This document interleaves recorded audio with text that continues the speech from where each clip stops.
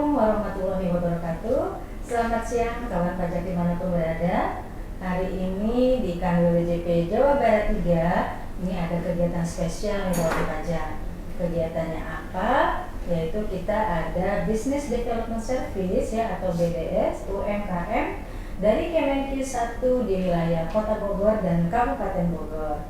Nah, bersama saya sudah hadir juga tamu spesial ya yang merupakan salah satu peserta dari bazar dan pelatihan juga ya, Pak ya. Iya, jadi silakan Pak Yudi untuk memperkenalkan diri. Oke.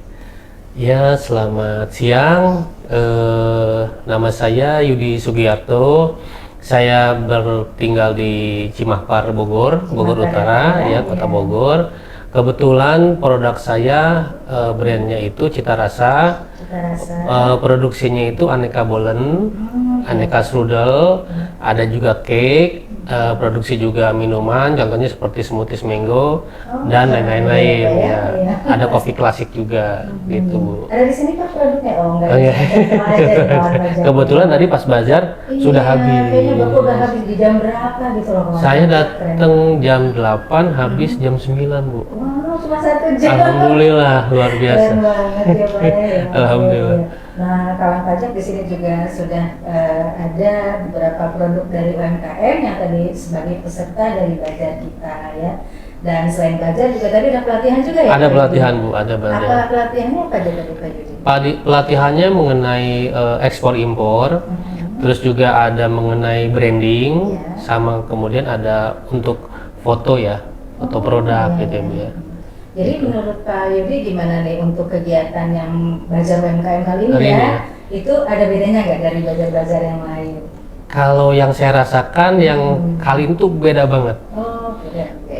Yang pertama antusias dari pembelinya, gitu kan. Kemudian ada yang menarik itu dikasih voucher, voucher belanja luar biasa. Jadi kayaknya rame banget. Rame banget. Jadi kan harus menghabiskan voucher itu hari ini juga, karena kalau besok kan nggak akan terpakai lagi vouchernya. Untuk esok hari. Gitu. Jadi berlomba-lomba tuh ngabisin voucher tuh, seru banget. Iya, rame banget. Rame banget. Walaupun panas ya. Walaupun panas. Tapi bisa asli. Betul. Ternyata. Jadi kalau hujan pokoknya brok. Betul. Pada hari-hari ada semuanya. Gitu. Pak Yudi ya kayaknya menarik nih kalau lihat udah banyak sekali diversifikasi produk ya yang dihasilkan oleh Pak Yudi. Iya. Bisa diceritakan Pak awal mula gimana usaha Bapak di ini. Sebetulnya basic saya itu bukan di masakan ya. Saya dulunya bekerja di salah satu provider sebagai marketing account officer gitu kan. Saya resign tahun 2005. Kemudian saya usaha frozen food awalnya. Frozen food bikin sendiri, homemade gitu kan, bikin sendiri dengan beberapa produk. Memasarkannya waktu itu belum ada smartphone. Ya, belum ada smartphone. Ya, masih zaman-zamannya BlackBerry lah gitu ya. Jadi gimana caranya produk saya ini terjual dan orang lain bisa tahu. Jadi saya menawarkan ke teman-teman dekat saya dulu. Dari mulut ke mulut. Dari mulut ke mulut, karena kan sudah ada trust tuh antar teman kan. Mereka coba, wah enak. Nah, tanpa sengaja mereka jadi ingin berjualan. Gitu. Jadi resellernya Bapak. Jadi reseller saya.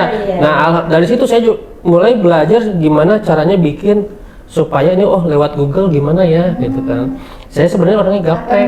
Digital marketing. Digital marketingnya gitu. Nggak tahu yang namanya SEO apa segala macam. Tapi saya coba cari-cari di YouTube caranya gimana. Tapi tahun 2005 kan masih lumayan jarang juga. Jarang juga. Terus ada effortnya. Ada effortnya luar biasa. Dari YouTube untuk belajar. Gitu, betul. Tapi serunya sebelum ada smartphone itu orang nggak mudah nyari, nggak banyak saingan. Nah, di situ luar biasa. Nah, kemudian kalau untuk usaha di kue itu saya mulai pas waktu COVID. Bulan Agustus tahun 2021. Masakan paling dikit-dikit ya, dikit-dikit cuman bikin untuk Jumat Berkah gitu ya. Nah, kalau jadi kalau untuk bolen sama strudel sama yang lain itu di Agustus 2021. Oh, berarti baru 2-3 tahun ya? Iya, 3 tahun gitu. Dan alhamdulillah dulu awal mulanya nggak punya oven, pakai oven tangkring, itu juga minjem punya adik saya. Oven tangkring gimana ya? Oven tangkring, minjem punya adik saya. Iya. Ternyata rame, udah deh saya kembaliin. Saya beli oven tangkring 2 tuh, pakai oven apa? Pakai kompor gas yang 2 tungku. Saya beli 2 kiri kanan. Nah akhirnya keteter. Benar-benar homemade ya Pak ya? Bener-bener homemade, bener-bener perjuangan. Iya. Kalau kata bahasa Sunda ngararesang. Kesang. Biasanya di dapur gitu karena panasnya oven gitu kan. Dari situ orderan meningkat, akhirnya saya beraniin untuk beli oven yang besar. Oke. Gitu. Dan waktu awal-awal bikin adonan itu pakai tangan manual. Kalau sekarang udah Udah ada mixer, alhamdulillah. ya peralatan-peralatannya. Iya, terus untuk ngejar produksi yang besar, karena kapasitas ovennya itu bisa sekali produksi itu 48 box. Jadi kalau ada pesanan 100 box itu 2 kali oven Luar gitu. biasa. Berarti apa untuk sehari-harinya itu bisa kapasitasnya berapa ini Pak? Kapasitas yang saya sanggup produksi ya. Yang Dipesan ya. itu gimana? Kalau kapasitas yang pernah saya terima paling banyak itu sampai 150 box Wow. satu hari. Tapi kalau paling sesepi-sepinya 25 box. Oke Pak Yudi, tadi Iya. kan kita ngobrolin tentang produk ya kalau Iya. pajak ya. Mungkin kalau pajak pengen tahu juga nih Pak Yudi, kalau gimana sih susah nggak sih bikin brand? Kan kadang-kadang orang mau usaha itu mikir dulu nih yang susahnya apa gitu ya. Betul. Gimana sih untuk apa brandnya, Brandnya. ngurusin brandnya, Betul. terus pengurusan izinnya. Izinnya. Mungkin Pak Yudi bisa Sharing ya? pengalaman ya buat teman-teman. Oke. Kalau pengalaman saya mencari nama dulu ya. Karena ada istilah nama itu doa. Gitu kan. Nama adalah doa. Jadi gimana caranya orang bisa gampang ngingat gitu kan. Dan namanya itu nggak harus yang yang aneh-aneh. Gitu kan. Jadi produk saya namanya kan Cita Rasa. Wah, dengan cita rasa berarti ini ada rasanya yang simple gitu kan. Dan gitu kan. Nah, riset dulu nggak Pak? Nggak riset sih. Siapa tahu ada misalnya, wah nanti pas kita mau daftarin udah ada ya. Oh, gitu. iya pernah saya searching aja. Cuma kan kita bedanya di ini ya, di logo. Oh, logo. Kita di Jadi logo. kalau nama tuh sebenarnya nggak ngaruh ya Pak? Kalau nama walaupun misalkan ada banyak sama, kan logonya beda itu nggak apa-apa. Oh, nggak apa-apa. Gitu. Ilmu baru nih Betul. saya baru tahu pajak ya ternyata. Jadi mudah nih menurut Pak Mudah. dia. Oh, Dan alhamdulillah setelah itu saya kan kalau saya prinsipnya jalan dulu. Jangan kita pikirin dulu. itu betul banget. Kalau kita pikirin dulu nggak jalan-jalan. Iya, dengerin Pak. Gitu. jadi yang kalau kita mau usaha, laku nggak ya produk yang saya jual? Oh bisa diterima nggak ya? Yang penting kalau kita mau bikin apalagi makanan ya, makanan itu harus pertama apa? Taste-nya, rasa. Jadi jangan kualitasnya harus benar jaga. betul, Ya. karena jangan sampai gini, kita menghemat HPP, rasa nggak enak. Nah, betul. Ja- Iya sih Pak, jadi sekarang saya Iya. suka nyoba ini ya. Iya. Jadi, ketika kita beli pertama kali Iya. itu kayaknya kok enak banget. Iya. Terus ketika yang kedua ada penurunan rasa, Heeh. kita feel juga kita. Iya. Jadi udah nggak mau beli lagi Betul. gitu. Makanan tuh kayak gitu ya. Betul. Kalau makanan itu kalau udah takarannya segitu, jangan kita rubah-rubah, mau kita kurangin. Wah kalau udah pas ya. Betul. Udah dapet formulanya. Betul, resepnya. betul. Dan HPP harus kita hitung betul-betul matang. Hmm. Jangan sampai gini, ketika kita menghitung HPP, tiba-tiba nanti harga bahan baku naik, HPP berubah. Karena nanti itu akan mempengaruhi ke reseller atau ke pembeli. Iya. Kok ini harganya berubah lagi? Kemarin saya beli sekian, kok harganya berubah lagi? Jadi harus stabil ya Pak. Harus ya. stabil. Maksudnya, kalau berubah-berubah bingung juga Betul. sih sellernya. Nah, kalau saya pribadi, pengalaman saya dalam menghitung HPP itu saya hitung dengan harga yang bukan saat ini. Tapi saya berpikirnya kayak telur contoh. Telur paling tinggi, paling mahal harganya 30.000. Jangan pas lagi kita ngitung pas lagi harga turun. Iya. Justru kita hitung pas pada saat harga yang tingginya berapa. Baru nanti kita bagi. Iya tadi ya. Makanya saya produksi selama 2021 sampai sekarang belum pernah naikin untuk harga ke reseller. Kita ambil harga di atasnya gitu. sedikit Betul. ya, kayak dia. Jadi, Betul. biar nanti ketika kita menjual, Menjual. itu kok dinaikin sih 1.000-2.000 tuh benar-benar sangat Betul, signifikan ya, Pak. betul. Iya, rasa banget kalau buat reseller nih. kalau Betul. bisa. Karena kan kita ada kompetitor ya. Kita ada kompetitor ya di luar Kalau sana ya. makanan tuh kayaknya benar-benar ya Pak Banyak. kompetitornya ya. Gitu. Jadi selama ini gimana Pak? Tadi bisa sampai 150 nih ya, kayaknya keren banget. Nah, Bapak tuh ada toko atau gimana Pak? Ya. Misalnya Bapak bisa sehari ini kita harus jual berapa nih gitu. Jadi kalau sampai saat ini saya kebetulan belum ada toko ya. Jadi cara pemasaran saya itu memperluas reseller. Jadi intinya kita bagi-bagi rezeki. Betul. Oh jadi Bapak mah diambil sama reseller gitu ya? Oh, Jadi misalkan gini, saya mau open hari Rabu, saya share ke reseller. Ya. Saya hari Rabu ngopen, silakan open PO, gitu.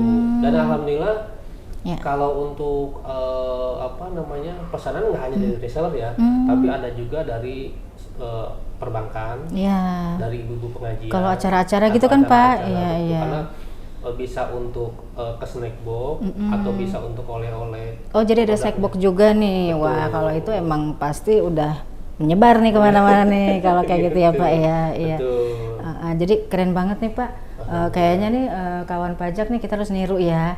Jadi nggak perlu ada toko kan Pak? Iya kan? Toko itu sewanya mahal. Nah sewanya mahal sama nanti ada persediaan. Kalau makanan kan cepet banget ya Pak ya turnovernya ya. Dan contoh gini, iya. di Bogor itu saya produksi bolen pisang coklat keju, itu harganya cuma 20.000 per box. Ih murah. Isinya 8. Oh. Yang saya nanti beli.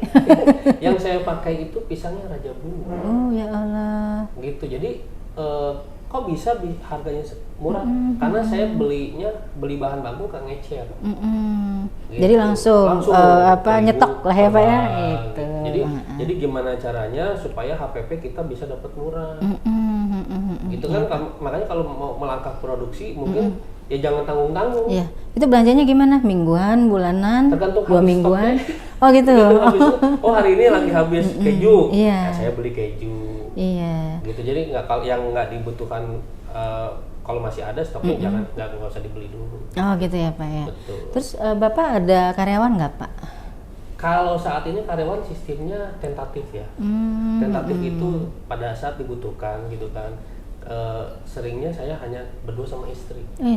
Sebanyak itu ya? Iya. Kalau 150 box semua gitu Pak? Itu harus 3 kali oven. Waduh. Tapi kan kalau bikin bolen itu nyetaknya lama ya. Iya makanya betul. itu untuk olahraga. Kan itu kan adonannya ya Pak ya kayak daud gitu harus kan. digiling, Iya manual, betul. gitu. Iya. Kita nggak pakai mesin. Gitu. Iya Pak, jadi tadi kan udah nih ya Pak yang produk gitu. Tadi berarti ketika kita mempromosikan produk itu awalnya kan Bapak dari mulut ke mulut ya. Nah, sekarang kan lagi musim digitalisasi nih Pak, kan? Digital marketing. Nah, apa aja yang Bapak gunakan ya untuk mempromosikan produk Bapak? Yang pertama pasti WA ya. WA group atau WA group. ya. Iya. Yang kedua TikTok. Wih, iya sekarang wah. TikTok. Pada jualan di TikTok. Instagram, tapi kalau Instagram saya nggak terlalu sering ya. Kalau di TikTok agak lumayan gitu.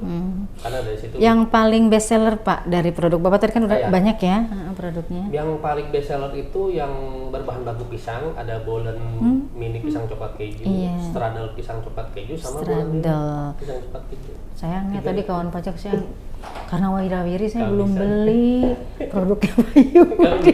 Padahal sudah lihat dari kemarin loh.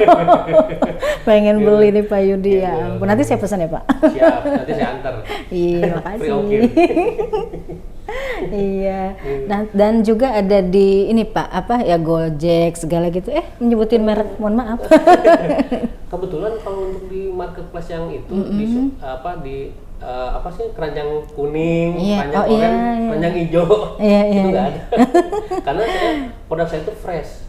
Jadi pengennya itu hari ini produksi, hari itu juga habis. Pokoknya diambil reseller ya Pak ya.